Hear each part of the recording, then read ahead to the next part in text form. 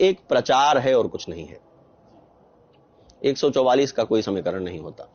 मतलब जैसे लोगों में ये भावना आई ना कि ना हमारे पहले की हमारी पीढ़ी जा पाई, ना हमारे बाद की पीढ़ी जा पाएगी, इस वजह से लोगों में और उत्सुकता रही। ये धर्म नहीं है।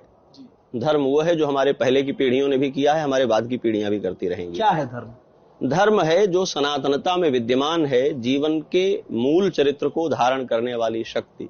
धर्म है अपने स्वरूप की रक्षा करने की प्रतिज्ञा। धर्म है हम अपने आप को जो कहते हैं उसे चरितार्थ करने के लिए सभी कठिनाइयों का अंगीकार। धर्म नंबर्स में, धर्म उन्माद में, धर्म कौतुक में घटित नहीं होता, उसको तमाशा कहते हैं, उसे खेल कहते हैं।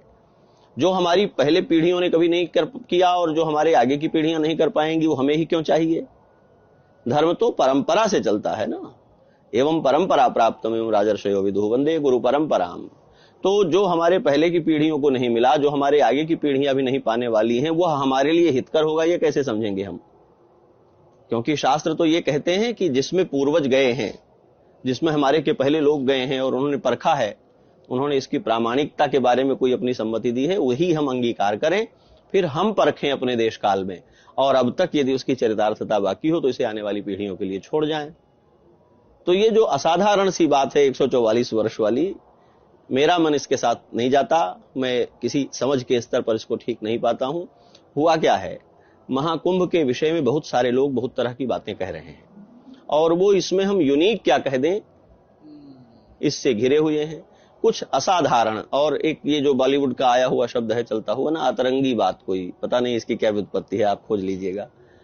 कुछ हम असाधारण कह दें और चौंक जाए दुनिया, इसने हमें कुंठाग्रस्त बनाया है। मैं बहुत दुखपूर्वक और बड़ी विनम्रता से ये कहना चाहता हूं, हमारा धार्मिक क्षेत्र मदारी होता जा रहा है। हम जादू दिखाने में व्यस्त हो गए हैं, और धर्म जादू को निरस्त करने में चरितार्थ होता है। हाँ, संसार में कोई इंद्रजाल है तो क्यों देखते हो? जीवन इंद्रजाल नहीं है क्या? बोध के द्वारा जिन बातों को रोज निरस्त किया जाता है, अभ्यास के द्वारा फिर उन्हीं में लिपटे पड़े हैं, यही तो इंद्रजाल है। जिनको छोड़ना है वो छूटती नहीं है, जिनको पाना है उसकी तरफ प्रवृत्ति नहीं होती है, ये इंद्रजाल है जीवन का। अब हम फिर इंद्रजाल देखें। धर्म को अपनी कौतुक परायणता के बाहर होना चाहिए, तब ये ज्यादा दिनों तक ज्यादा लोगों के लिए हितकारी बना रह पाएगा, नहीं तो ये उन्माद का कारक बन जाएगा और हमारे सामने अवांछित स्थितियां आने लगेंगी।